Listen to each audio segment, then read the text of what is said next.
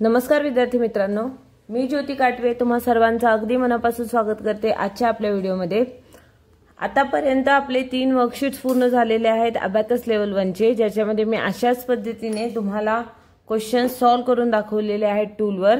आज सुद्धा आपला तसाच सेशन होणार आहे। आजच्या व्हिडिओमध्ये आतापर्यंत जे पण प्लसचे म्हणजे पॉझिटिव्ह कंपोनंटचे जे पण बिग फ्रेंडचे फॉर्म्युला शिकवले होते हे सगळे इतर रिव्हिजन होतील। तर व्हिडिओ पूर्ण पहा आणि जे टूलवर मी तुम्हाला कॅल्क्युलेशन्स करून दाखवते तर टूलवर लक्ष द्या, जेणेकरून तुम्हाला घरी बसून अबॅकस शिकता येईल। अबॅकस लेवल 1 तुम्ही घरी बसून शिकू शकता। इथं मी सोप्या पद्धतीने टूलवर कशा पद्धतीने कोणता फॉर्म्युला यूज करायचा हे पूर्णपणे समजावत आहे। पूर्णपणे आजच्या व्हिडिओमध्ये पुन्हा दाखवणार आहे तुम्हाला की कशा पद्धतीने हे कॅल्क्युलेशन केले जातात। आजच्या व्हिडिओमध्ये 2 डिजिटचे नंबर सुद्धा घेतलेले आहेत, तर व्हिडिओ पूर्ण पहा। पहिल्यांदा व्हिडिओ पाहत असाल तर प्लीज चॅनलला सबस्क्राइब करायला विसरू नका। त्याचबरोबर खालील बेल आयकॉन पण प्रेस करा आणि आजचा व्हिडिओ जर आवडला तर नक्की लाईक आणि शेअर करा। चला तर मग आपले क्वेश्चन स्टार्ट करूया। इथे फर्स्ट जो सिरियल नंबर ए दिलेला आहे त्यातले इथले 10 क्वेश्चन्स आज मी शिकवणार आहे तुम्हाला। फर्स्ट इथे दिलेले आहे 19, तर टूलवर 19 साठी हे पहिले 10 आणि हे पूर्ण हे 9। ओके, हे झाले 19। नेक्स्ट दिले ऍड 2। ऍड 2 चा फॉर्म्युला आहे ऍड 10 लेस 8, तर आपण 10 ऍड करणार आणि 8 इथं मायनस करणार। नेक्स्ट इज +3, पुन्हा ऍड 3 आहे तर हे +3।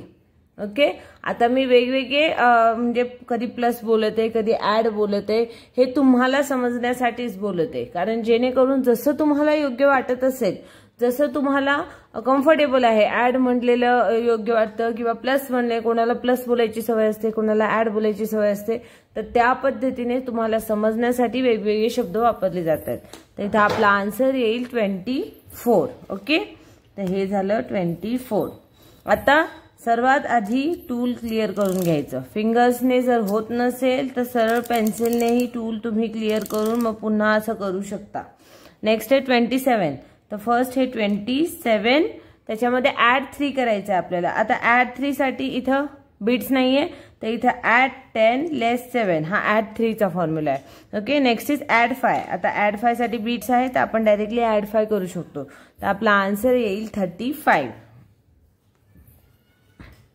Okay, next question is 32 + 9 + 3।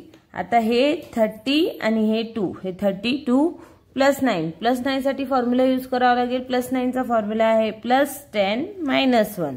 Next is +3, पुन्हा +3 आहे, आपण डायरेक्टली इथं +3 करू शकतो, तर आपला आन्सर येईल 44। ओके,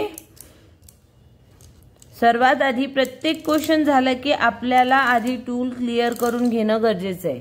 टूल क्लिअर यासाठी करायचंय जेणेकरून समजा इथून कोणतेही बीट्स तर वर आलेले असतील तर आपला आन्सर रॉंग ठरेल तिथं, त्यामुळे आपल्याला सर्वात आधी टूल क्लिअर करून घ्यायचंय प्रत्येक क्वेश्चनच्या वेळेस। प्रत्येक एक क्वेश्चन झालं की टूल क्लिअर करायचंय। नेक्स्ट क्वेश्चन आहे 19 + 1 + 5, तर हे फर्स्ट 19 साठी हे पूर्ण बीट्स येतील 9 आणि इथला 10 +1 चा फॉर्म्युला आहे +10 - 1। ओके, नेक्स्ट इज +5, आता हे झाले +5, तर आपला आन्सर येतं 25। ओके, नेक्स्ट क्वेश्चन आहे 26 + 4 + 3। फर्स्ट हे 20 आणि हे 6, 26 +4 चा फॉर्म्युला आहे +10 - 6, +10 - 6। नेक्स्ट इज +3, तर हे +3, आपला आन्सर येतं 33। नेक्स्ट क्वेश्चन आहे 35 + 5 + 4। फर्स्ट हे 35 + 5, आता +5 साठी फॉर्म्युला आहे +10 - 5, +10 - 5। नेक्स्ट इज +4, आता इथे बीट्स अवेलेबल आहे, आपण डायरेक्टली +4 करणार, तर आपला आन्सर येतं 44। Okay, next is 72 + 8 + 4। फर्स्ट हे 72,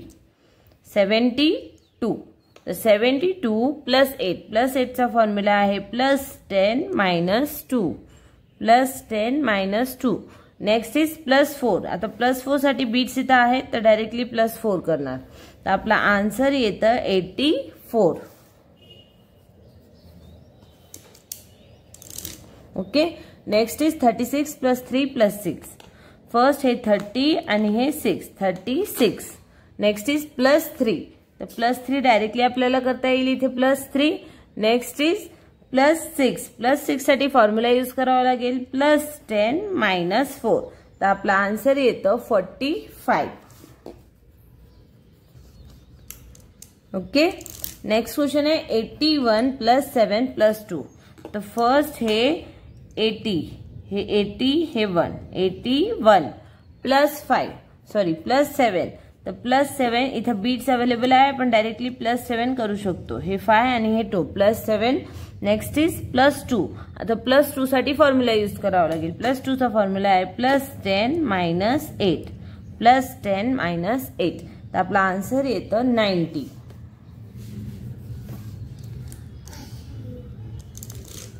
ओके, नेक्स्ट क्वेश्चन आहे 26 + 5 + 3. 26, तर हे 20 आणि हे 6, 26. Next is +5.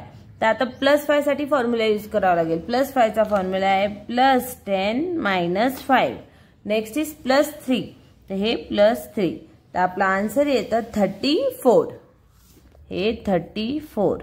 आता जे मी इथं बीट्सवर तुम्हाला सर्व कॅल्क्युलेशन्स करून दाखवलेत, तसेच कॅल्क्युलेशन हे जेव्हा विद्यार्थी फिंगर्सवर करतात, फिंगर्सवर जेव्हा कॅल्क्युलेशन करत असतात त्यावेळेस ते टेन्स बीट्ससाठी लेफ्ट फिंगर यूज करतात आणि युनिट बीट्ससाठी राईट फिंगर यूज करतात.